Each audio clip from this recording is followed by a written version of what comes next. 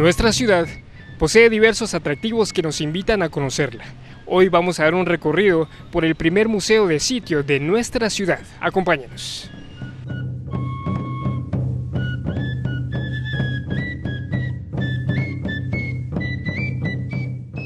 Estamos parados donde era la antigua ciudad de Caminaljuyu, una de las más importantes del área maya en la época precolombina. El Museo Miraflores surge a raíz de tratar de proteger de lo poco que queda de Caminaljuyu en esta ciudad. Es decir, uno no puede frenar el desarrollo de ninguna ciudad y metrópolis contemporánea ni moderna, pero tenemos la responsabilidad de proteger y cuidar lo que es nuestro pasado. Previo a la construcción de varias edificaciones en la zona, se hizo un proyecto de rescate para salvar los vestigios de Caminaljuyu. Viendo la importancia de los hallazgos, se decidió hacer un museo. Entonces, Museo Miraflores en su momento fue el único museo de sitio en la ciudad de Guatemala. ¿A qué me refiero con museo de sitio? Que es un museo que está hecho precisamente en el lugar donde sucedieron los hechos históricos, es decir, la ciudad de Caminaljuyu, y la mayoría de objetos que presenta fueron encontrados en situ. Eso hace el Museo Miraflores un museo muy especial, especializado en Caminaljuyu, que son los orígenes de la ciudad de Guatemala. Desde la entrada del Museo Miraflores se puede empezar a conocer detalles de la antigua ciudad de Caminaljuyu.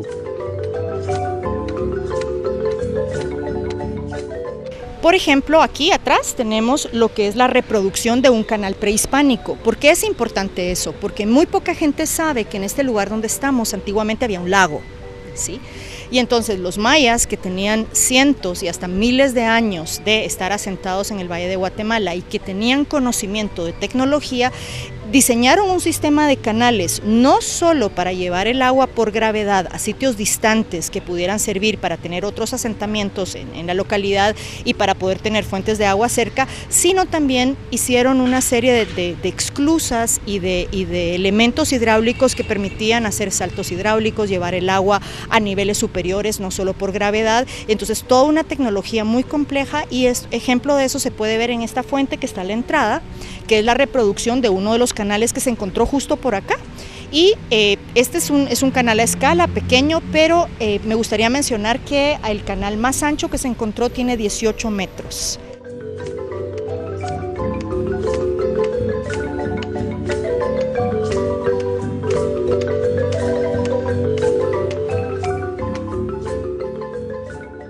Bueno, en el Museo Miraflores, al entrar en el lobby, tenemos esta maqueta, que es una mínima parte de lo que fue la gran ciudad de Caminaljuyu. Me refiero a gran ciudad porque hay que pensarlo en términos como de metrópoli. Era la ciudad de su momento, una especie de Nueva York, importante económicamente, administrativamente, artísticamente, un lugar donde fluían las ideas. Entonces, aquí en la maqueta lo que tenemos es a escala, con base en los mapas que hicieron los arqueólogos y los diferentes proyectos, donde se ubicaban las estructuras que lamentablemente ya no están, y un plano superpuesto de las calles actuales para que la gente se pueda ubicar. Gracias a esta maqueta, usted puede imaginar cómo era la gran ciudad.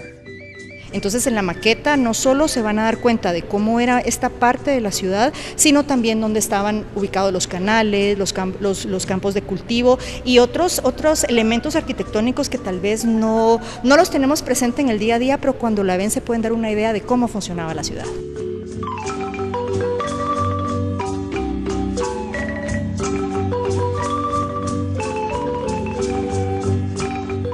Ahora vamos a conocer la sala principal del museo, la cual da la bienvenida al visitante con una generalidad de Caminaljuyu. Aquí a mis espaldas tenemos una recreación de lo que es la maqueta que va a ver el visitante, y quiero resaltar que el museo está justo acá y tenemos protegidas todas estas estructuras que son parte de nuestro jardín. La fuente de las que les platiqué al inicio es la reproducción de uno de estos canales que salían del lago Miraflores con la intención de llevar agua a lugares distantes.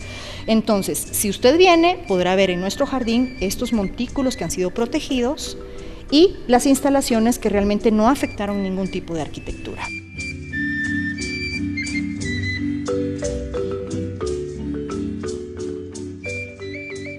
Veamos cómo está posicionada Caminaljuyu en relación con las demás culturas del mundo a través del tiempo.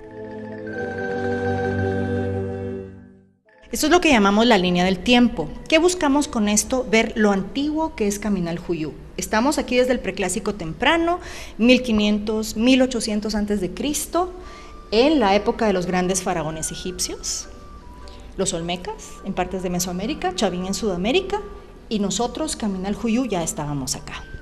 Luego, si seguimos en la línea del tiempo mesoamericana, el preclásico medio, 1000 al 400 antes de Cristo, la época de Magna Grecia, del apogeo de los estados griegos, y Caminal Juyú, estábamos acá. Luego nos vamos a la época del Imperio Romano, que es lo que llamamos el preclásico tardío para nosotros, la Gran Roma, el surgimiento de grandes ciudades en las tierras bajas de Guatemala como El Mirador, como Río Azul, como Huachactún, los albores de Tikal, y Caminal Juyú, estábamos aquí. Y luego si seguimos para el clásico temprano, que es donde empieza el apogeo de los mayas, tenemos la famosa ruta de la seda, el contacto entre Oriente y Occidente, todo lo que puede leer en todas estas novelas de exploradores, y cuando realmente el mundo se hace accesible a todos a través de las exploraciones y demás, y nosotros estábamos acá. Y luego en el clásico tardío, que es el apogeo de los mayas, tenemos cuando España estuvo dominada por los moros. De hecho, la cultura española está muy influenciada por la cultura árabe, nuestro vocabulario es ejemplo de ello. Tenemos el apogeo de lugares como Tikal, como Caminal Juyú, como Río Azul, como muchos otros sitios del clásico, y nosotros seguíamos acá. Y para la época del contacto, que ya es lo que llamamos posclásico, que es desde finales del 900 hasta la conquista, se da el Renacimiento, se da el descubrimiento del Nuevo Mundo, y nosotros aquí todavía estamos. Y qué más maravilloso saber que todavía al día de hoy, siglo XXI, seguimos aquí, mayas y no mayas.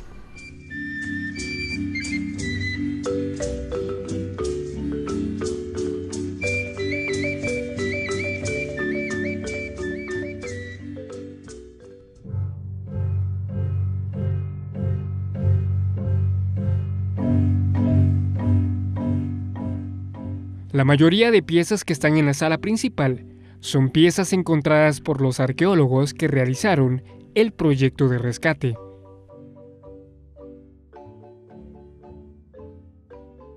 Y entre otras piezas que podemos destacar son también algunas esculturas, que esas no son encontradas in situ, son del Museo Nacional de Arqueología y Etnología, pero es también para enseñar que los mayas de Caminal Juyú también tenían estelas en piedra con glifos, muy parecidas a las de tierras bajas, y que llegaron a tal grado de excelsitud en el trabajo de la piedra, que a pesar de ser escultura en roca volcánica, tiene un detalle y una fineza que es muy difícil de alcanzar.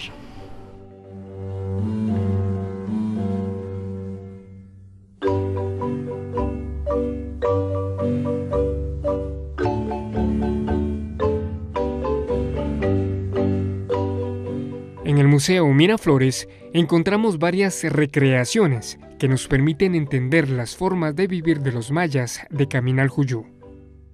En esta sección tenemos la recreación de un mercado precolombino que cuando usted visite va a ver que no ha cambiado mucho de los mercados contemporáneos, salvo que tenemos, por ejemplo, a una persona que está haciendo cerámica sin ayuda del torno. El torno es una contribución europea, de hecho vino con los europeos, pero a pesar de no haber usado el torno, los mayas fueron ceramistas espléndidos, lograron unas formas exquisitas y extraordinarias, nada más modeladas a mano.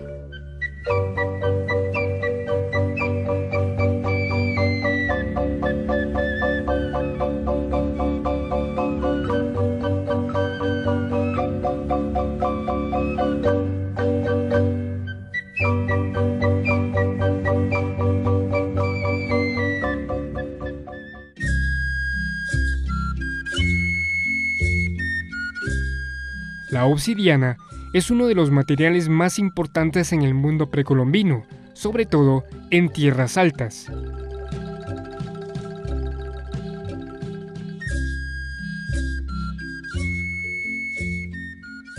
De hecho, la obsidiana es lo que le da una de las grandes riquezas a Caminal Juyú como gran metrópoli de comercio, porque el lugar donde está le permite controlar obsidiana de diferentes fuentes.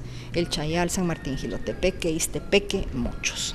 ¿Y cuál es la importancia de la obsidiana? Que es la que sirve para hacer todos los instrumentos cortantes, punzocortantes e inclusive algunos otros como raspadores y demás que son vitales en cualquier desarrollo de la sociedad. En tierras bajas lo hacen de pedernal, en tierras altas de obsidiana. Todos los guatemaltecos utilizamos la palabra challe y sabemos qué significa, pero pocos conocen la razón por la que en el vocablo guatemalteco llamamos challe a los vidrios quebrados.